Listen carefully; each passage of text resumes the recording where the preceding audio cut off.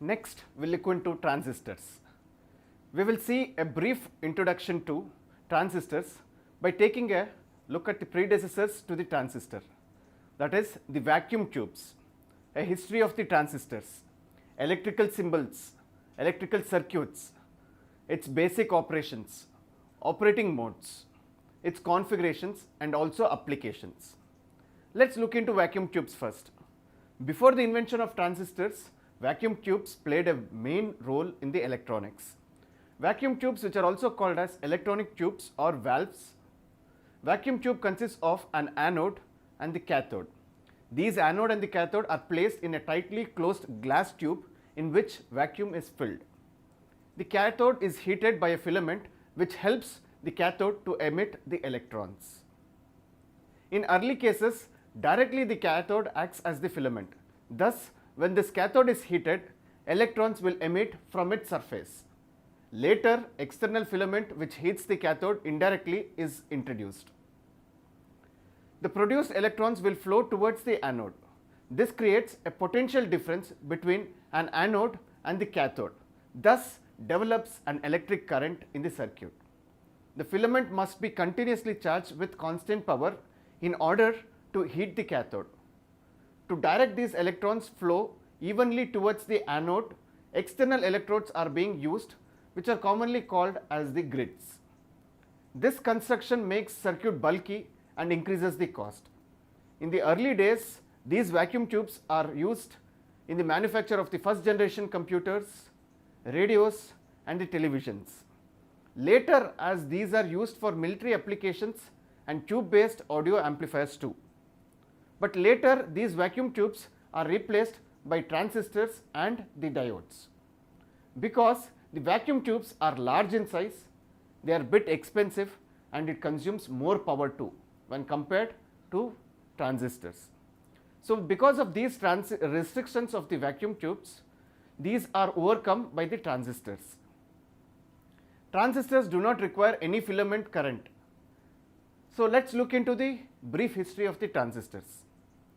So, fed up with the large power consumption and the low reliability of the vacuum tubes, the director of the research at the Bell Laboratories assigned Wilhelm Shockley to investigate on the semiconductors to replace these vacuum tubes. John Bardeen, Walter Brattain conducted these experiments under the guidance of Shockley. William Shockley experimented on field effect transistor but failed, but later John Bardeen, Walter Brattain researched and they discovered that electrons form a barrier on the surface which is an unknown until then. So, this breakthrough leads to the discovery of the first transistor. In December 1947, their experiment with two gold contacts applied to the germanium crystal produced an output signal power which was greater than the input signal. Thus, the first transistor technology developed was known as the point contact device, and this technology was regulated by high performance types. This was first reported in June 1948. Later, the limitations of the point contact device made Shockley alone to invent an junction transistor which dominated the point contact device and is easy to manufacture. The trading of the transistor started from 1950s and the first commercial transistor was used in telephonic equipment and in military computers in the year 1952. Around the year 1953, transistor was also used in a deaf aid which was used as a medical device. So, let us look into what is a transistor. So, transistor is a 3-layer semiconductor device consisting of either 2 n types and 1 p type layers of material, or it might consist of 2 p types and 1 n type materials of the same. Each layer is having the capacity of transferring the current to the other layers. Germanium and silicon are most preferable semiconductor materials which conducts electricity in semi-energetic way. By the process of doping the semiconductor material, the results adds additional electrons to the material or it produces holes in the material.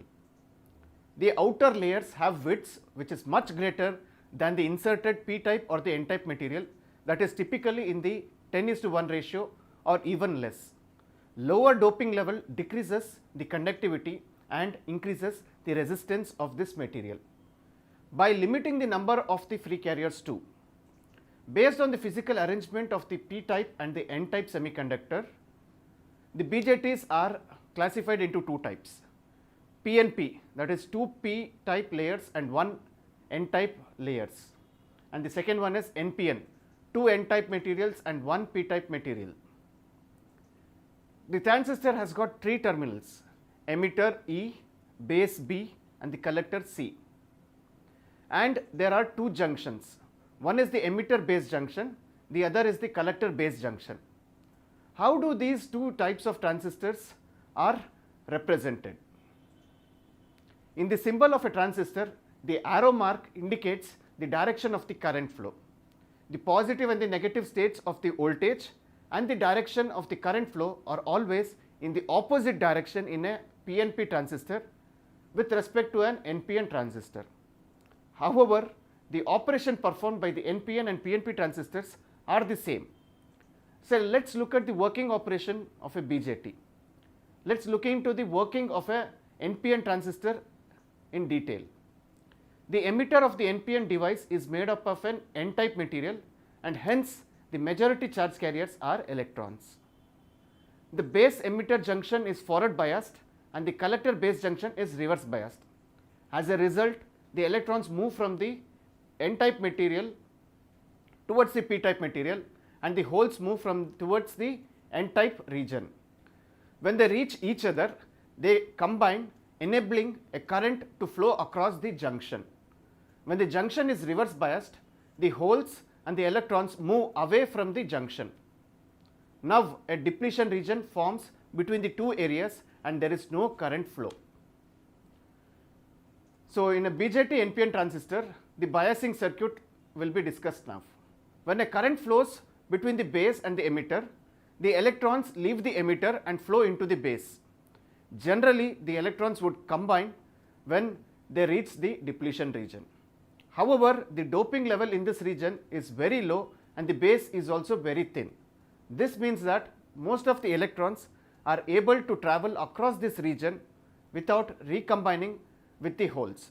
As a result, electrons drift towards the collector because the collector is at a positive potential. It is found that the collector current is significantly higher than the base current, and because the proportion of the electrons combining with the holes remains the same. The collector current is always proportional to the base current. The ratio of the base to the collector current is given by beta. Typically, the beta ratio may be between around 25 and 300 for a small signal transistor. The transistor operates at three different regions, that is saturation, the cutoff region and the active region. Let's look into saturation region. When both the junctions are forward biased, the transistor goes into the saturation mode. In this mode, the transistor acts as a switch, that is from collector to the emitter, the current will flow unconditionally. That is basically it is a short circuit. So let's look at the second mode, which is the cutoff mode. Both junctions are reverse biased. In this mode also the transistor acts like a switch, but there is no current flow from the collector to the emitter. It acts as an open circuit.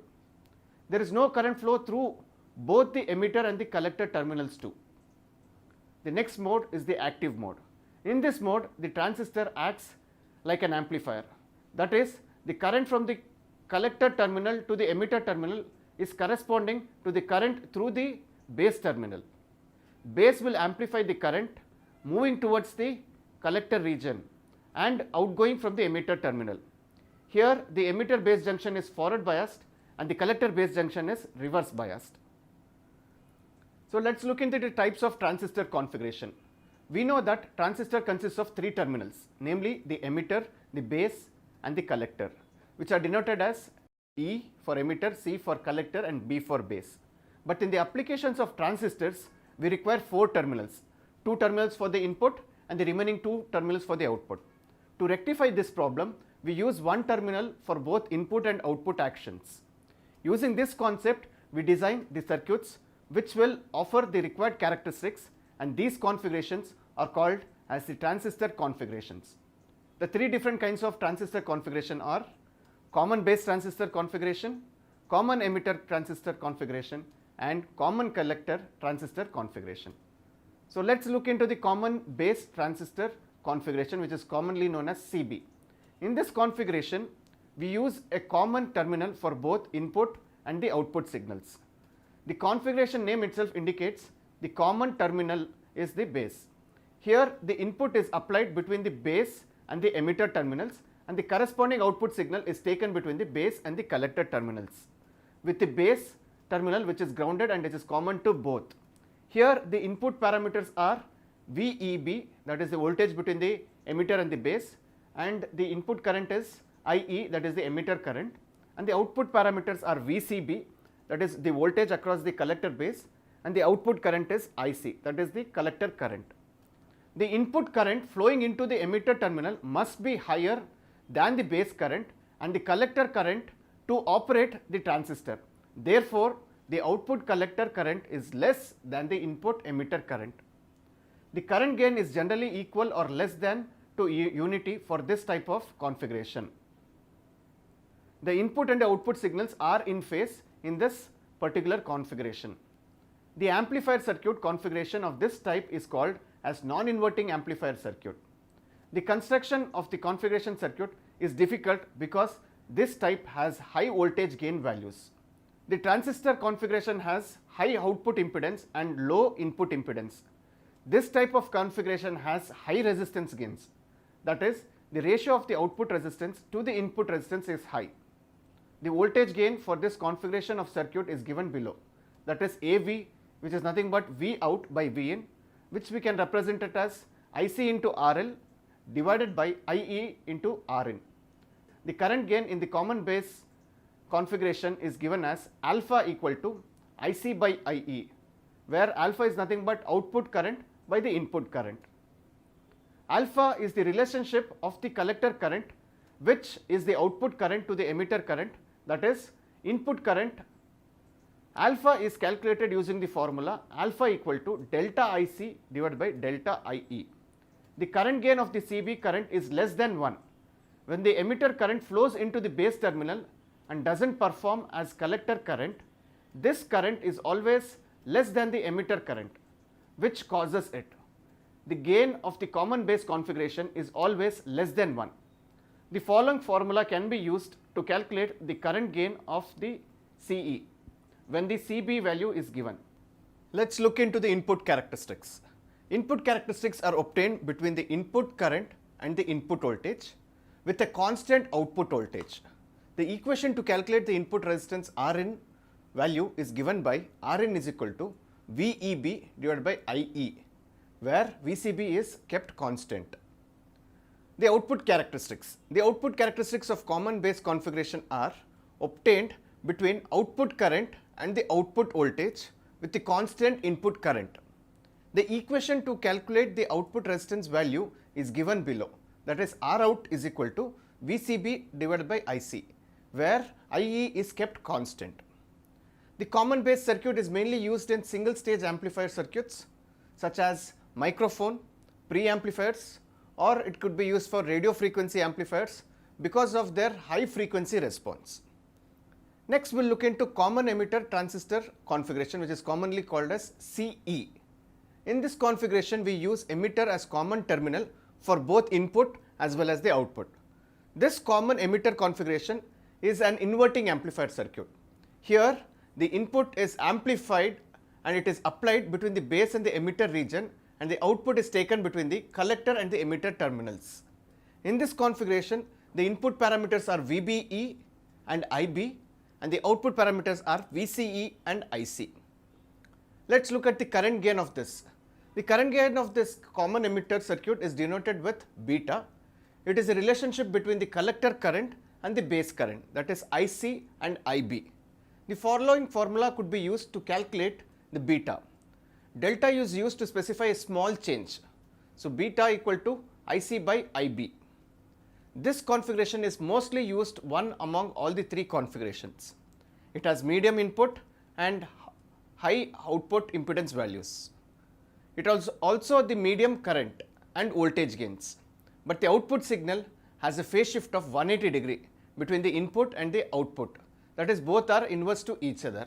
The common emitter transistor configuration is most widely used configuration.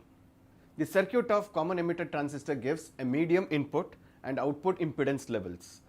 The gain of both voltage and current can be defined as medium, but the output is opposite to the input, that is 180 degree change in the phase. This gives a good performance and it is frequently thought of as the most commonly used configuration. The following diagram shows the configuration of CE transistor. In this kind of circuit, the emitter terminal is mutual to both input and the output.